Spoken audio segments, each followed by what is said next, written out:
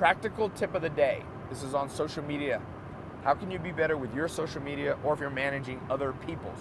Somebody asked me a question, Ty, what's the best time of the day, the best hour, the best day of the week to post to Instagram, Twitter, YouTube, Snapchat? And so I'm going to answer it by saying real quickly that it depends, but you can figure it out. It depends, but you can figure out. And let me give you a story. I'll explain this story. It'll make it so clear because people get confused on what social media is. So I'm gonna try not to do it too loud. Coming back from the Super Bowl, I got a whole bunch of, took the Citation XLS jet. It's a perfect size jet for headed to the Super Bowl. Patriots won. So anyway, besides that, here's the story. Understand this, and it'll unlock the key to many questions people will ask you, many questions you might have on social media. Imagine there's no such thing as social media.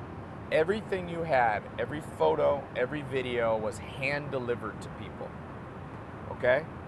So, imagine two scenarios. You have a picture. It's just a picture of a can of peanut butter. That's it. So you take that can of peanut butter and you show up and knock on somebody's door at the exact perfect time.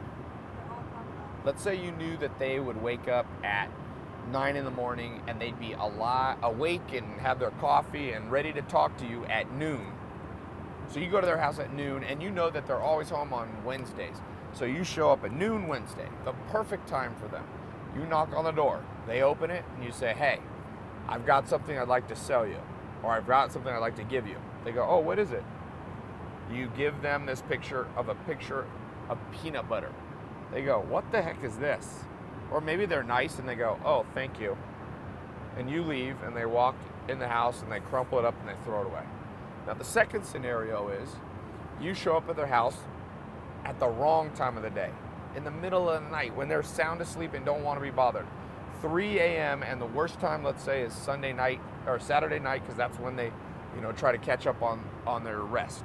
So you knock on the door, 3 in the morning, blah, blah, blah, Saturday night. They come in, they're like, what the heck is this? You woke me up, you bothered me.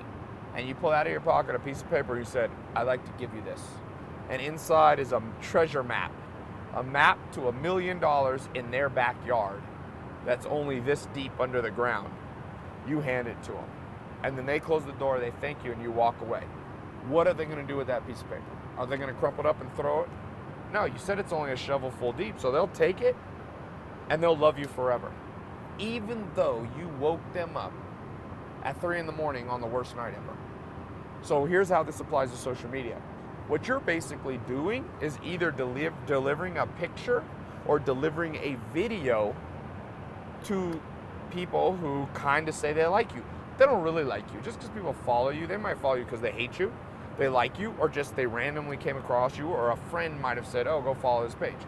So you're like a stranger at their door every time you post on your Twitter, on your Snapchat, on your YouTube, on your Facebook, on your Insta.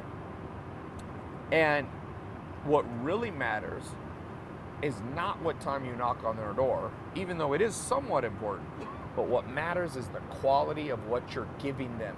If you're handing them a picture of peanut butter, they've already seen a picture of peanut butter 1,000 times. There's nothing special about it. There's nothing rare. There's nothing valuable. They crumple it up and throw it away.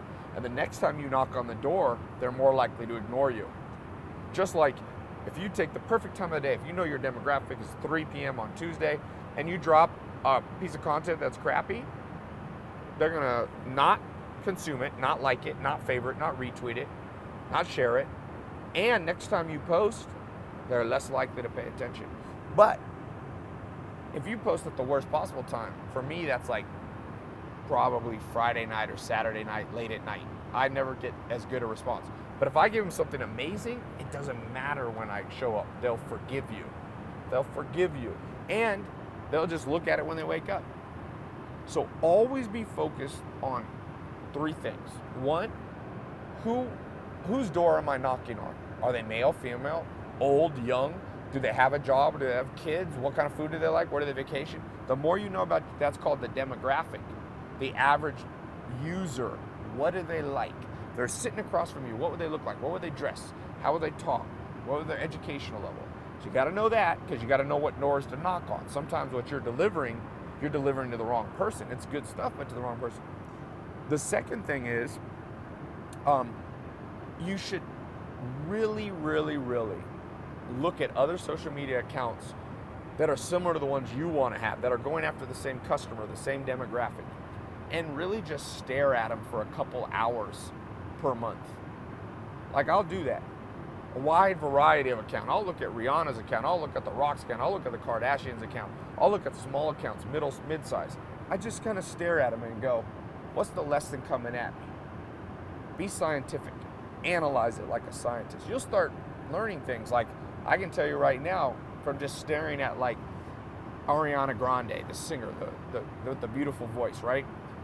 I've learned that if you post a picture, even if you're a famous celebrity singer like Ariana, and it's only a side of your face, not the full thing, it always gets less likes on Instagram. Nine times out of 10. If she looks straight on the camera, she gets almost always way more views. So I just taught myself that. No one teaching me. I was just like, now I know. So that's the second thing. Be a scientist, analyze, understand. The third thing is a little trickier.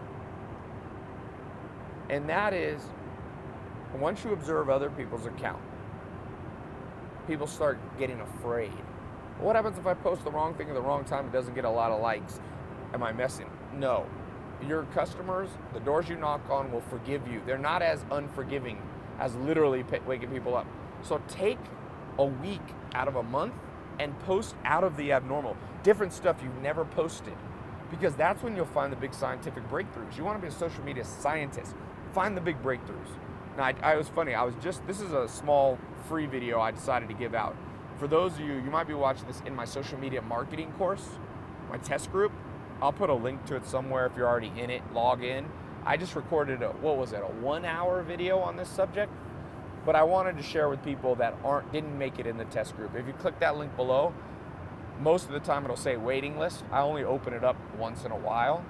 That's a 4-month program. I'm training all these people how to get small businesses to pay them $1,000 to $10,000 a month to manage their social media.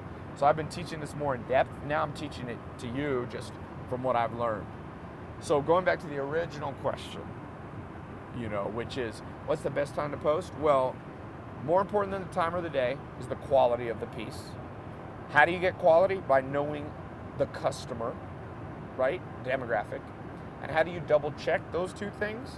By staring at some other people's social media accounts, big, medium, and small, that are similar to yours, and really finding insight. Like I said, I found simple insight, like